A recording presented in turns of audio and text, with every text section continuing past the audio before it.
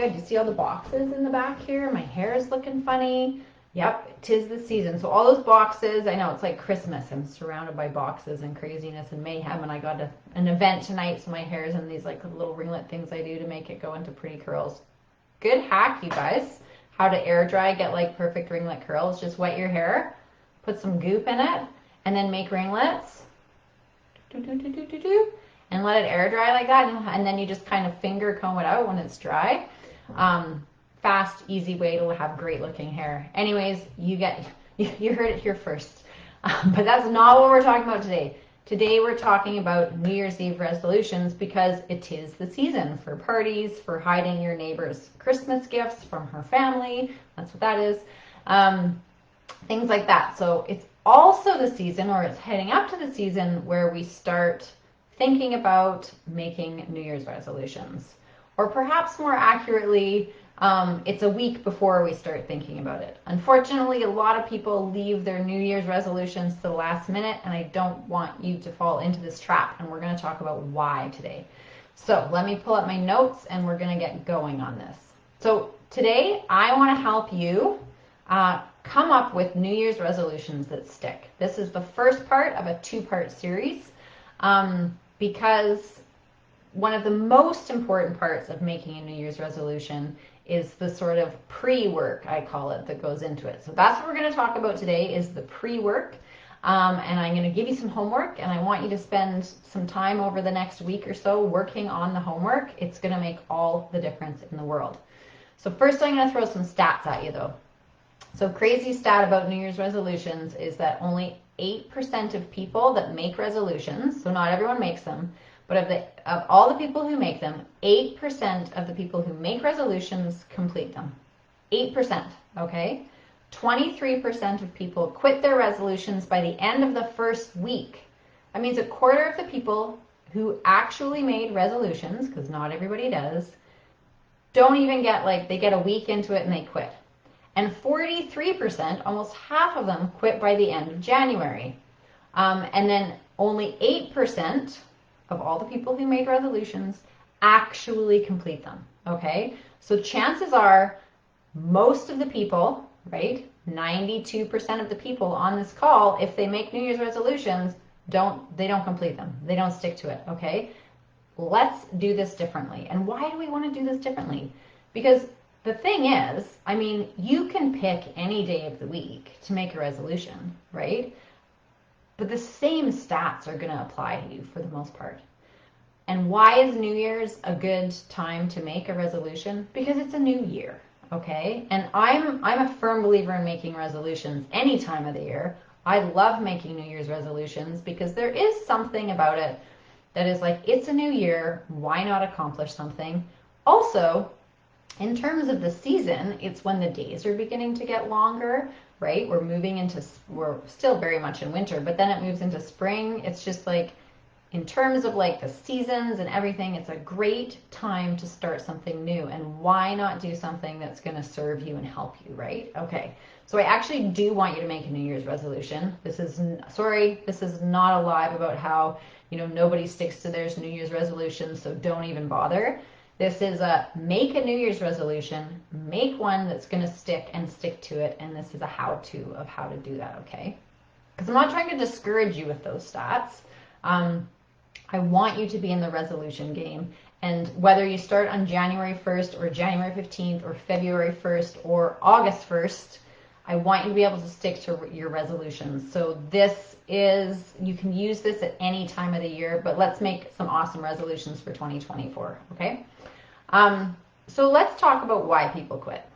They don't quit because they're failures. If you're in the camp, if you're the 92%, and you make a resolution every year and you never stick to it, it's not because you're a failure, okay? So please don't feel that way. There's a few reasons why a lot of us don't stick to our New Year's resolutions, but really the first reason, maybe not the most important, but the first reason, because there's a process, is that people tend to pick things that they know they should be doing as opposed to picking something they really want, okay? or they set a goal, a resolution, but then they don't take the appropriate action to progress towards that goal. So even if you pick something that you do really want, are you taking the appropriate action to, and this is the important word in this sentence, progress towards that goal? So I want you to make a resolution, but I also want you to progress towards the goal, and then I want you to succeed. Okay, there's 3 steps there. There's making an appropriate resolution, there's progression, and then there's succeeding. So let's do it. Let's start on how to make a resolution. Let's put some thought into it, and then we're going to come up with a plan. So like I said, 2-part series. Today we're going to talk about making a resolution that is appropriate. So we've got to tackle that first, okay? So let's get into it. And then next week I'm going to do the resolution that is about how to make progress in your resolution. We don't need to know that until January 1st. What we need to know now is what the resolution is, and I want you to spend some time thinking about this. And I'm going to give you a process of how to do that and why you should do that. So really, the first step in making a resolution is spending some time getting to know yourself. Okay? Self-reflection is key. Assessing where you're at, what you're doing well, what your inadequacies are, and by inadequacies I mean the skills and habits that you need to develop in order to progress. And I want you to think about your inadequacies without judgment, without self-loathing. This is stuff that you need to work on. That's all it is. It's an opportunity to work on yourself. And this absolutely needs to be your starting point, this self-reflection and getting to know yourself a little bit. If you don't do this, your chance of being in the 8% who actually stick with their resolutions isn't great. So give yourself time to do this, and please don't sit down on December 31st at 11 p.m. and start to go through this process of self-reflection and self-inquiry. I want you to start this today, right? I want you to give yourself some time to reflect and know where you're at, and to truly get to know yourself a little bit better than you did yesterday. Okay, so give yourself some space, give yourself time to get clear on where you are and where you want to be. So I also want you to go into this. Here's the rules, right? Give yourself space and time. Go into it with no judgment, with no self-loathing.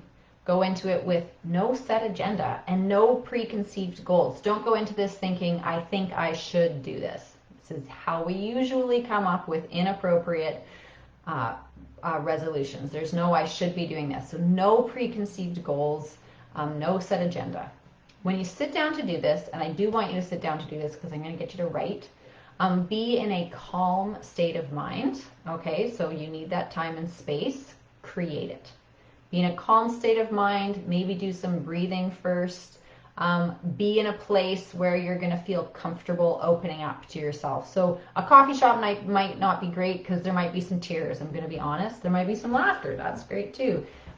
But it might be an emotional process. So you need to be in a place where you feel safe and open to the possibilities of emotions that may arise. You're going to sit down and write. So you need a journal or some pen and paper. And it should take a while. So give yourself time to do this. There will be a lot of words. I really want there to be a lot of words. Your hand should be cramping by the end of it. In fact, this may take days, okay? That's why I want you to start today, because it might take days. And I want you to write.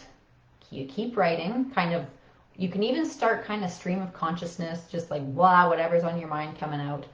And I want you to write until you have an aha moment. I want you to write until you reach a moment of profound clarity, okay? The writing we use a part of our brain when we go through the process of writing that really is really good for self-inquiry process. That's why I want you to write it down. That said, speaking out loud can really help you get there too. So feel free to talk to yourself while you're doing this. I do. And then feel free, especially if you're doing it over the course of a few days or a week, and if stuff's coming up for you, that's okay, right? And And so it's okay then to also share with friends, family, non-judgmental ones. Pick the friends and family who always got your back, and feel free to talk to them about what's coming up. And in that process of talking out loud to yourself or to other people, you may get even more clarity, right? But you're going to write until, like, what are you looking for? What is supposed to come from all this writing? What does that moment of clarity look like? You'll feel it. You'll know it. It will be literally an aha moment. Okay, you'll be like, ugh. Sometimes it actually feels like someone just kicked you in the guts, right? Like you're just like, oh God, yeah, there it is. That's it. That's the thing that I want. That's my resolution. Okay. I want to be clear about something else here. Your brain is going to work insanely hard to maintain the status quo. Okay. So you really do want to feel like you just got kicked in the gut when you get to that thing. It's not necessarily going to be a pleasant experience, okay? And this is the reason why. You have to want something so badly that you are willing to try things over and over again. You have to want something so badly that you're willing to fail and get back up again. You have to want this thing, your resolution, so badly that you are absolutely willing to endure suffering in order to progress and succeed. Why? Because change is hard. Okay? A resolution is about changing who you are and where you're at. That's what a resolution is. Change is difficult. When things are difficult, there is usually suffering involved. Okay? Whether it's you're going to quit sugar, and you know that there's going to be days where you're going to be cranky and miserable to be around because sugar is an addictive substance and you want it so freaking bad. And it hurts, you want it so bad. But you are willing, maybe you're pre-diabetic, maybe you're diabetic, maybe you know you need to do this to be around for your kids. Okay, that's what I'm talking about. Like, we need to want something so bad because the underlying reason why we want it is so important to us that we're willing to suffer through those days of miserable sugar cravings without giving in. Okay. So let me go back because I kind of went off on a tangent there, right? So you're trying to get to your resolution. You have to deeply, deeply want it. And you know you deeply want something when the why underneath, the thing that you want it because it's more important than anything else. Okay. It often has to do with our family members. Often it has times to do with ourselves, right? Like if you want to lose 20 pounds, it can't be because you want to look good in a bikini. But it could be because you've spent your entire life hating your body and you're ready to love yourself. And the way you're going to love yourself is by truly caring for this body of yours and truly caring for yourself by treating it in a healthful manner, right? Because ultimately that is the highest form of self-care, is to treat yourself in a healthful way. Anyway, again, I tangent. So we write and we reflect. And the reason that we get, the reason I want you to write to get there, and the reason I want you to reflect to get there, to get to that thing that you want so badly you're willing to endure suffering, the process of writing and reflecting is because we have to get to know ourselves well enough to know if the resolution is what you actually want, who you actually want to be, as opposed to something you think you should do, or you think you should want, or you have been told you should become. Right? So we write and reflect to know that this thing that we come up with, this resolution, is actually something that you really want and need. Okay? And if you don't reach that aha moment of self-reflection, if you do not find the thing you want so badly it almost hurts, then I'm just trying to, I just want you to understand how you know you've stumbled upon the thing in this self-reflection. And really it's that thing when you imagine yourself having achieved it, right? You want it so bad it almost hurts, but then when you imagine yourself having achieved it, it's like the most exciting thing ever, right? And excitement doesn't have to look like, wow, yay! Excitement could be like when you imagine yourself having achieved it, you sit there and you imagine that, you feel the most intense sense of calm and peace and relief that you've ever felt in your life, right? So excitement can look like different things, but when you imagine yourself with it, it is like the best feeling, right? If you don't reach that moment of self-reflection, chances are the thing that you pick for your resolution isn't going to be you're less likely to reach it, right? It's not as profound. And I don't want to say that you're choosing the wrong thing, because that's not quite right, but maybe you're choosing the not quite right thing, right? Because self-inquiry is like, I don't want you to think you're going to sit down for 20 minutes and brainstorm and come up with the thing, right? Self-inquiry is something you have to practice. And honestly, most of us are too busy, we're too distracted, or there's too much like inside pain that we don't want to deal with. And so we choose to not take the time and energy to get to know ourselves deeply. So it is a practice, and it's quite possible that you don't know yourself that well. And that's okay, right? But taking the time to get to know yourself, like, it really is worth it. And this is potentially just the beginning of that process. So do it, get to where you can, get as close to that aha moment as you can, write it down. That is your resolution, okay? And don't be afraid of picking the wrong thing. Like I said, it might end up being the not quite right thing. And that's okay, because if the goal or resolution that you pick isn't quite right, you can change it. In like 2 weeks from now, if you're like, oh, I'm falling off the wagon, this isn't quite it, you do this whole process over again, and you get even clearer by taking the action, and you can change it. So don't be afraid of picking the wrong thing, but get as close to it as you possibly can.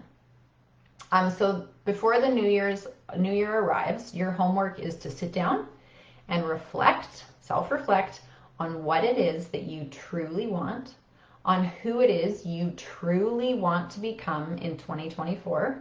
If you want to lose 20 pounds, there's a person you need to become to achieve that. Because in 2023, the person you are now didn't achieve that. So you actually need to become a different person in 2024 to achieve that goal. So reflect on what it is you truly want and who it is you truly want to become in 2024. And reflect on where you're at now, on how you got here, and just as importantly, where you really want to be, okay? This middle part on how you got here is really important, because part of self-reflection is taking responsibility for where you're at.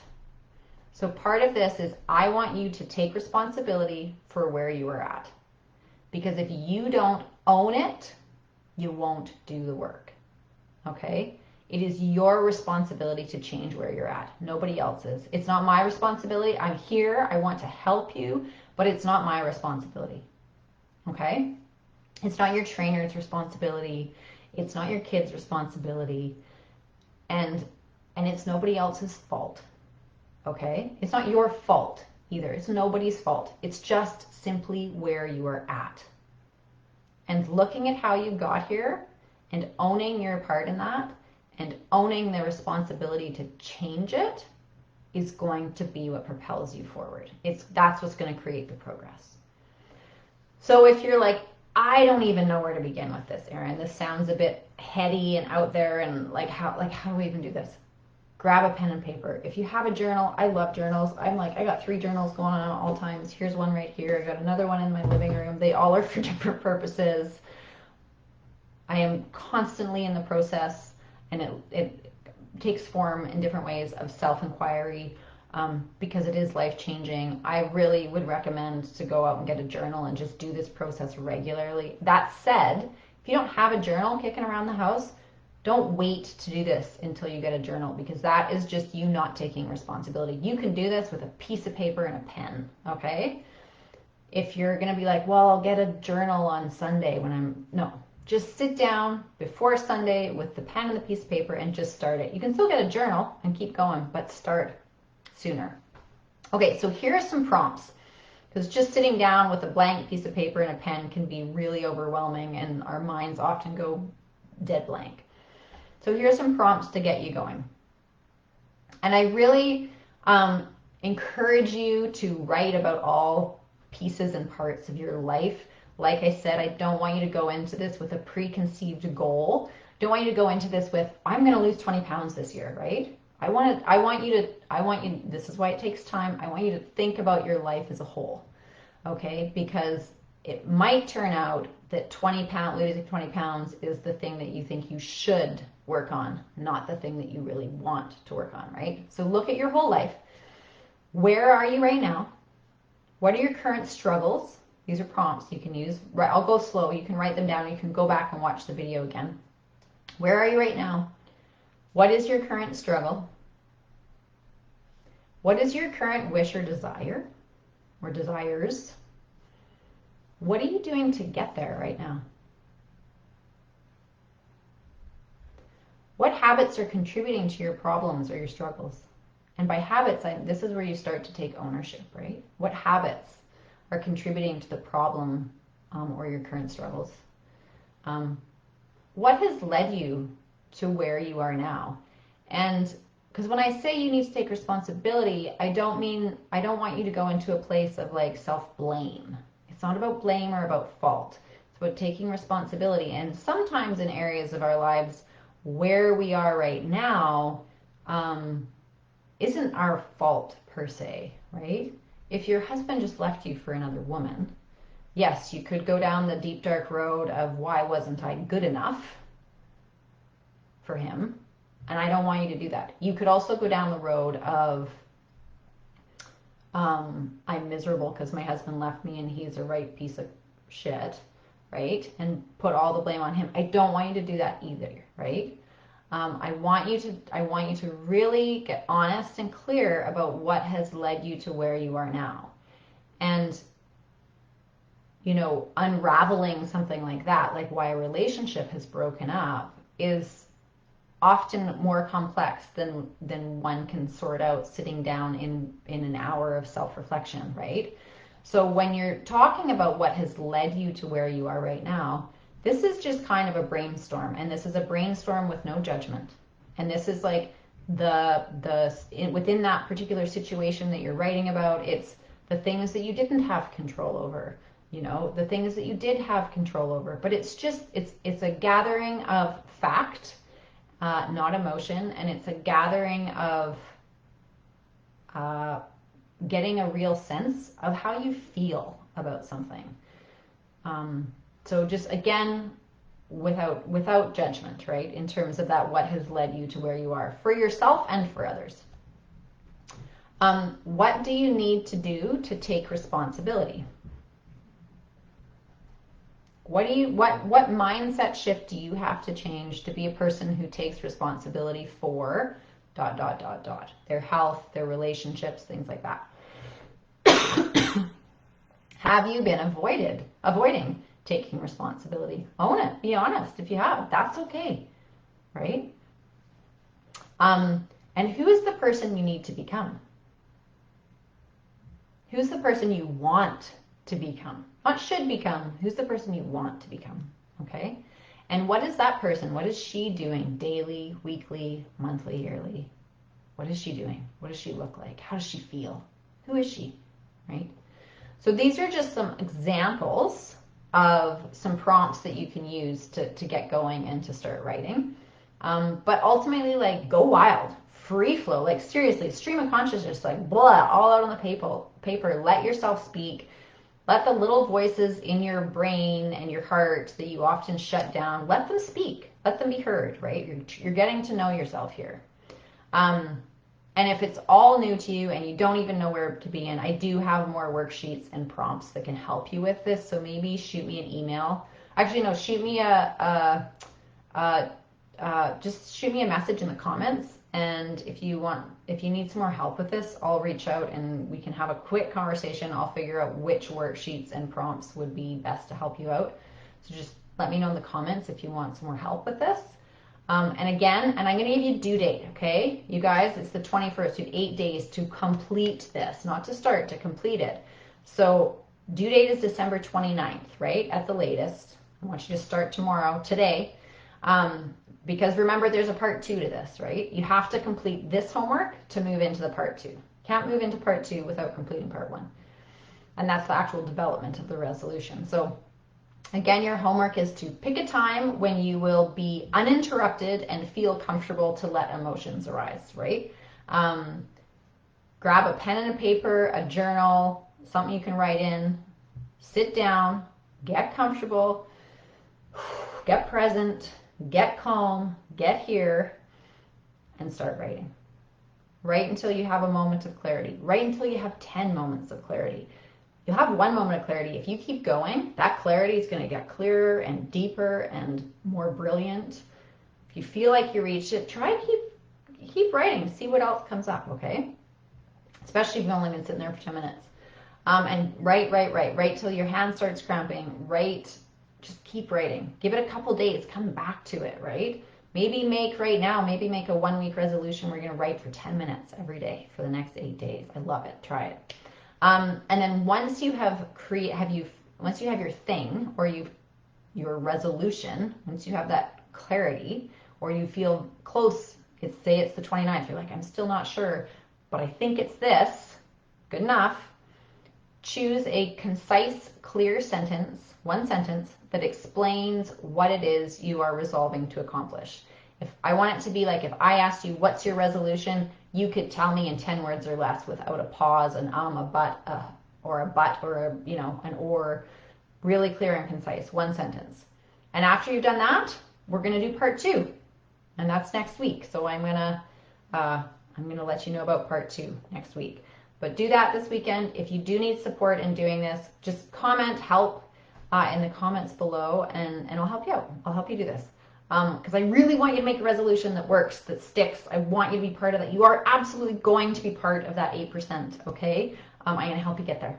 So without further ado, because I have a date with my wonderful son, I'm going to let you guys go, and I hope you have a wonderful day. Bye. And do it. Sit down, write, do it, your homework. Bye.